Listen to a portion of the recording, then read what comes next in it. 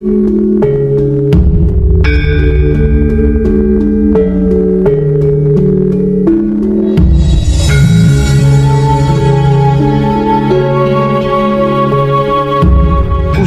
para kadang kinasiku sekalian, percayalah, tidak ada yang bisa menghindari atau menolak, apalagi mengusir ego di pikiran atau otak, pamrih di hati atau batin, dan arogan di kelamin atau syahwat manusia yang sedang mencintai duniawi. Selain dengan penyerahan diri secara total kepada Dat Maha Suci hidup yang menggetarkan jiwa raga, dan kesadaran rasa cinta kasih sayang hidup kepada yang membuat pikiran gelisah, hati yang merana, dan syahwat yang brutal. Percayalah, endingnya kesadaran universal atau kesadaran murni atau kesadaran tertinggi atau kesadaran hidup seorang putra kekudangane Romo itu bukan pada sabar atau tidaknya, dan bukan pada terampilnya menahan emosi atau tidaknya, melainkan pada tentang mengenali emosinya dengan kunci dan menyalurkannya secara tepat dengan kesadaran rasa cinta kasih sayang hidup kepada apapun, siapapun, dimanapun, hingga sampai kapanpun. Dan inilah yang dimaksud dari menebar kesadaran rasa cinta kasih sayang Romo tanpa ego, pamrih, arogan. Sedangkan untuk menghubungkan kedirian putra dengan Romonya adalah perjalanan yang tidak diketahui oleh banyak orang. Bahkan putra itu sendiri, bahwasanya ketika mata mistik laku spiritual putra terbuka, maka mata fisik manusia tertutup. Sehingganya dia tidak melihat apapun, karena apapun itu tidak ada selain Romo. Masih ingat ketika saya mematikan di saat panjenengan berhasil mencapai puncaknya laku manekung atau laku gembleng? Namun panjenengan tidak melihat Romo, bukan? Itu karena Romo ono ing telenge rah saniro. Para putra maksudnya. Ada pada kesadaran hidupmu. Jadi, untuk bisa melihat Romo, maka putra harus mijilake Romo. Jeneng sira ingsun mijilake, mula jeneng sira kudu bisa mijilake ingsun. Kadangku, putra kekudangane Romo, orang hebat, orang kuat, orang sakti, orang beriman, orang suci, orang tercerahkan maksudnya. Bukan mereka yang mampu melawan kemauan pikir di otaknya, kehendak batin di hatinya, keinginan syahwat pada kelaminnya. Atau bukan mereka yang bisa menahan kemauan pikir di otaknya, kehendak batin di hatinya, keinginan syahwat pada kelaminnya, dengan sabar atau kesabaran, bahkan dengan wahyu pancalaku sekalipun. Bukan. Sama sekali bukan.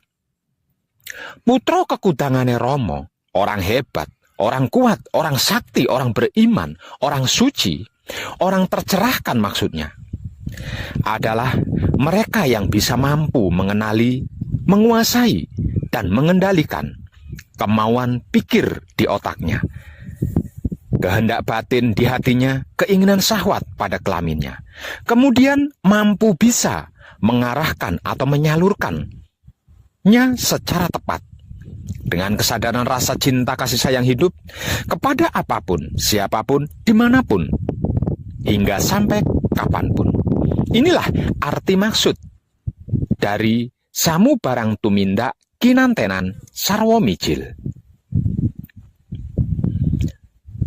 Dan inilah bagian tertinggi dari seluruh lelaku bagaimanapun dan laku apapun istilahnya. Klimak akhirnya, klimak teguhnya, klimak rahayunya, klimak selamatnya, klimak bahagianya, klimak sempurnanya, dan klimak abadinya. Aku adalah kamu, kamu adalah aku. Namun aku bukan kamu, dan kamu bukan aku. Kalau kamu tidak bisa mijilake aku, sebagaimana aku yang bisa mijilake kamu. Para kadang kinasiku sekalian, betapapun pintar dan pandai atau fasih serta lihainya seseorang berbicara tentang keilmuan dalam hal dan bidang apapun, terutama tentang ilmu agama. Jikalau masih ada kebencian, sirik, iri, dengki, buli, hasut, fitnah, dan dendam, masih mencari-cari kesalahan orang lain, keburukan atau kejelekan dan kekurangan orang lain, kelemahan orang lain, menilai, mencela dan menghina, menghakimi, percayalah, sesungguhnya dia masih cetek, masih di seputar angan-angan katanya itu dan ini. Belum benar-benar mengerti, belum benar-benar memahami apa dan bagaimana itu ilmu, dan apa serta bagaimana itu agama yang diyakini dan merasa sudah dimilikinya. Kalau tentang ilmu, jika masih mencari-cari kesalahan ilmunya orang lain, keburukan atau kejelekan dan kekurangan ilmunya orang lain, kelemahan ilmunya orang lain, untuk dinilai, dicela, dihina, dihakimi, kemudian dijatuhkan dan dihancurkan, dan itu mengatasnamakan perguruan atau guru di perguruannya, percayalah, selain itulah orang sombong, arogan dan jumawa, yang berpikir dangkal. Sesungguhnya dia masih cetek, masih di seputar angan-angannya sendiri, yang mempercayai ilmu katanya orang lain dan ini itu. Belum benar-benar mengerti, belum benar-benar memahami, belum benar-benar mengetahui apa dan bagaimana itu ilmu yang dimilikinya. Karena tidak ada satupun guru atau perguruan yang mengajarkan dan menyuruh muridnya untuk melakukan keburukan. Jika sampai ada guru dan perguruan yang mengajarkan keburukan, berarti panjenengan salah berguru ilmu. Dan itulah yang disebut ilmu hitam. Maksudnya ilmu untuk berbuat jahat. Maka berhati-hatilah. Sedangkan kalau tentang agama, jika masih ada kebencian, sirik, dengki, buli, hasut, fitnah, dan dendam, masih mencari-cari kesalahan agamanya orang lain, keburukan atau kejelekan dan kekurangan agamanya orang lain, kelemahan agamanya orang lain, untuk dinilai, dicela dan dihina, dicaci maki, dihakimi, diajak berdebat, adu argumen, yang ujung-ujungnya menjadi pertengkaran dan perkelahian, bahkan perang, dan itu diatasnamakan agama dan Tuhan di dalam agamanya, percayalah. Itulah mayat hidup yang tidak berpikir walau berotak, tidak bernurani walau berhati. Namanya juga mayat hidup. Edan tenang. Sesungguhnya dia masih cetek, masih di seputar angan-angannya sendiri, yang meyakini katanya orang lain dan itu ini. Belum benar-benar mengerti, belum benar-benar memahami, sehingga belum mengetahui apa dan bagaimana itu agama yang diyakininya. Karena tidak ada satupun agama dan Tuhan di dalamnya yang mengajarkan dan menyuruh pengikutnya untuk melakukan keburukan. Jika sampai ada agama dan Tuhan di dalamnya mengajarkan keburukan dan melakukannya, berarti panjenengan salah memilih agama dan salah memilih Tuhan. Maka berhati-hatilah. Jadi, kalau ada kiai ustadz atau ustazah, dai, bahkan habib atau syekh sekalipun, pendeta, pemangku, biksu, dan sejenisnya dari keyakinan agama panjenengan masing-masing, jika berbicara lantang dan lancang, melontarkan kata-kata kebencian, cacian, makian, hinaan, celaan pada keyakinan lain, agama lain, atau orang lain, dan apapun itu, di depan panjenengan, apalagi di sebuah majelis taklim atau majelis akbar, dan lain-lain sebagainya, jangan lama-lama, apalagi sampai mengikutinya. Cepat pergi dan tinggalkan dia. Karena selain dia sedang mendustai panjenengan, dia sedang memprovokasi panjenengan, agar supaya panjenengan bisa dijadikan kambing hitam dan korbannya untuk mencapai misi dan visi pribadinya. Sekalipun dibungkus dalil dan ayat-ayat serta firman-firman dari kitab suci agama yang panjenengan anut, yakini kebencian tetaplah kebencian, keburukan tetaplah keburukan, karena dalam kitab suci apapun tidak ada dalil dan firman yang berayat berkebencian, sirik, iri, dengki, buli, hasut, fitnah, dan dendam, mencari-cari kesalahan agamanya orang lain, keburukan atau kejelekan dan kekurangan agamanya orang lain, kelemahan agamanya orang lain, itu sama sekali tidak ada. Saya yakin panjenengan cerdas dalam hal ini. Artinya, panjenengan bisa mengerti dan memahami mana kata-kata tulus dan baik, mana yang tidak.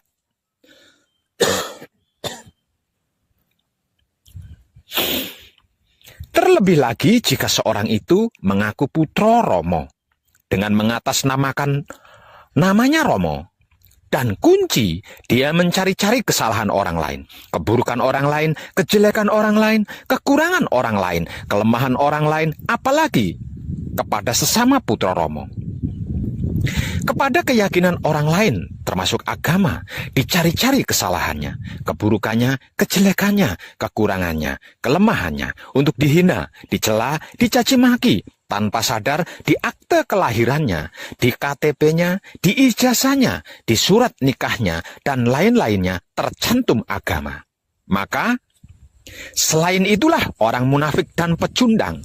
Sesungguhnya dia bukan putra Romo. Dia hanya ikut-ikutan demi misi dan visi pribadinya, dan sedang menjadikan panjenengan sebagai korban dan batu loncatan untuk mencapai misi dan visi pribadinya. Maka, segera tinggalkan sebelum panjenengan kemomoran dan menjadi kambing hitam korban misi dan visi pribadinya. Kadang kinasiku, saudara-saudariku, ketahuilah dengan kesadaran hidupmu. Manusia itu adalah makhluk yang terbatas, sedang yang dimaksud Tuhan, apapun sebutannya, adalah bukan makhluk dan tidak terbatas. Jadi, bagaimana mungkin kita sebagai makhluk yang terbatas ini merasa memiliki kemampuan bisa mengerti sesuatu yang jauh dari kapasitas kita, bisa memahami esensi di luar kemampuan kita yang terbatas ini? Kalau ini sampai terjadi, apakah itu bukan ego, pamrih, dan arogan diri yang sedang bermisi dan bervisi? Coba renungkan dan renungi dengan sadar. Jangan terburu-buru menyimpulkan dulu. Renungi dan renungkan saja dulu. Kira-kira iya begitu? Apa iya begitu?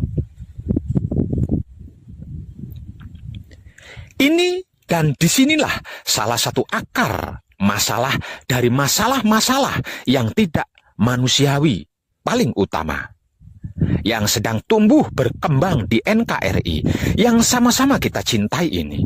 Bahkan bisa jadi akan menjadi pemicu paling utama terjadinya aksi Panglima Sapu Jagat yang bakal terjadi sekitar tahun 2025 nanti.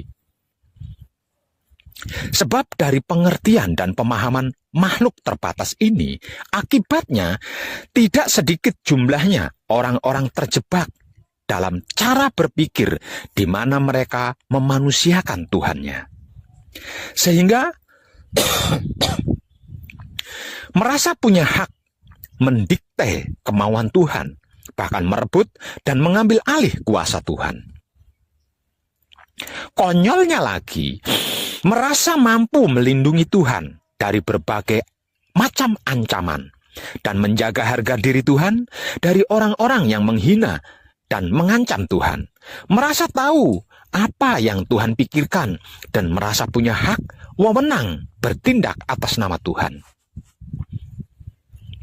Hingga pada akhirnya, kelemah lembutan pemikiran manusianya dan kesadaran hati nurani makhluk terbatasnya berubah menjadi sifat arogansi dan sikap radikalisme yang berkelakuan tega dan kejam.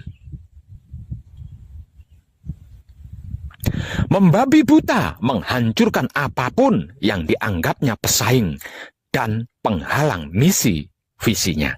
Inilah bahaya besar yang sedang mengancam NKRI kita saat ini dan sudah terjadi di beberapa titik daerah dan wilayah NKRI kita. Mengatasnamakan Tuhan untuk kepentingan pribadi dengan cara mendogmakan prinsip hidup yang sebenarnya tidak ada di dalam kitab suci agama apapun. Kepada seluruh generasi muda NKRI yang sedang haus ilmu dan masih berdarah panas. Ini adalah akibat dari sebab para guru-guru, para pembimbing, kiai, pendeta, biksu atau bikuni, pemangku, dan entah apalagi sebutannya, yang sebagai pengajar dalam masing-masing agama atau kepercayaan, yang menyampaikan dan mengajarkan kitab sucinya masing-masing agamanya dengan tidak jujur apa adanya, melainkan dengan misi dan visi pribadinya, bahkan politik di dalamnya. Untuk seluruh para guru-guru, para pembimbing, kiai, pendeta, biksu atau bikuni, pemangku, dan entah apalagi sebutan dalam keyakinan agama apapun, kalau mempunyai misi dan visi pribadi, dimohon jangan menggunakan agama sebagai tameng dan mengatasnamakan Tuhan. Masih ada banyak cara dan teknik lainnya. Kalau tidak tahu dan tidak bisa, datang temui Wong Edan Bagu. Nanti saya ajari cara dan teknik mencapai misi dan visi dengan baik dan tepat. Dijamin berhasil dan gratis belajarnya. Jangan korbankan generasi anak bangsa NKRI kita yang tak lain dan tak bukan adalah saudara-saudari panjenengan sendiri, bahkan anak cucu keturunan panjenengan sendiri. Sekali lagi, jangan memanfaatkan agama apalagi mengatasnamakan Tuhan untuk keinginan pribadimu. Itu pengecut dan pecundang namanya. Dalam kehidupan dunia ini, silahkan. Hiduplah sesuka pikiranmu, tapi ingat kau akan mati. Cintailah apa saja sesuka hatimu, tapi ingat kau akan meninggalkannya. Berbuatlah sesuka kelaminmu, tapi ingat kau akan dibalas. Paling lambat awal tahun 2025 nanti, yang tinggal beberapa tahun lagi loh. Semuanya, segalanya, bahkan seluruh kemunafikan yang mengatasnamakan agama, pecundang yang mengatasnamakan Tuhan, dan para pengkhianat kebaikan akan dihancurkan. Tidak percaya? Awalannya ini sudah terjadi loh. Perhatikan saja di sekelilingmu. Bagaimana keadaan sikonnya orang-orang munafik yang mengatasnamakan agama, pecundang yang mengatasnamakan Tuhan, dan penyuka keburukan yang tidak berkemanusiaan. Perhatikan. Untukmu yang sudah sadar dan bertaubat serta sudah memperbaiki laku diri, kita tunggu bersama-sama puncaknya ya. Kita saksikan apa yang akan terjadi bagi mereka yang tidak segera bertaubat dan memperbaiki laku diri, yang masih hidup hingga tahun 2025 nanti. Namun, tidak mau sadar diri dan bertaubat serta memperbaiki laku. Edan tenan. tercerahkanlah kita semuanya. Dan salam setuhan penuh cinta kasih sayang dari dalam lubuk hati saya, wong edan baku yang paling dalam. Selamat, selamat, selamat, rahayu, rahayu, rahayu, damai, damai, damai tentram. Saya wong edan baku ngaturaken sugeng rahayu lir ing sambikala amanggih yuwana. Pinayungan mring ingkang maha suci. Basuki yuwana teguh rahayu selamat. Berkah selalu untuk semuanya tanpa terkecuali. Terutama para sedulur, khususnya para kadang konto dan kanti anom serta sepuh saya yang senantiasa direstui yang dat maha suci hidup. Om Santi, Santi, Santi, Om.